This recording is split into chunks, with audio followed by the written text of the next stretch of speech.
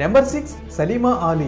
ఈ శిక్షని ఎవరికి విధిస్తారంటే ఎవరైతే వివాహేతర సంబంధం పెట్టుకుంటారో అంటే తన భర్తతో కాకుండా వేరే పురుషుడితో శృంగారం చేసే స్త్రీకి లేదంటే తన భార్యతో కాకుండా వేరే స్త్రీతో శృంగారం చేసే పురుషునికి వీళ్ళకి ఈ శిక్షలైతే విధిస్తారు.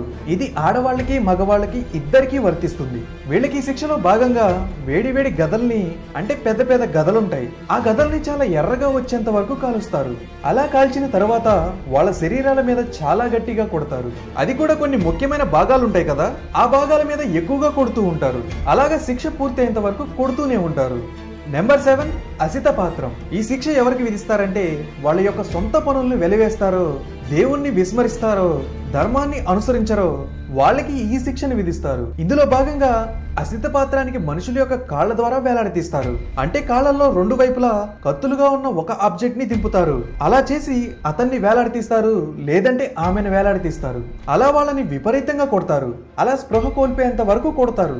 అలా వాళ్ళకి స్పృహ తెప్పించి మళ్ళీ ఆ శిక్షని కొనసాగిస్తారు.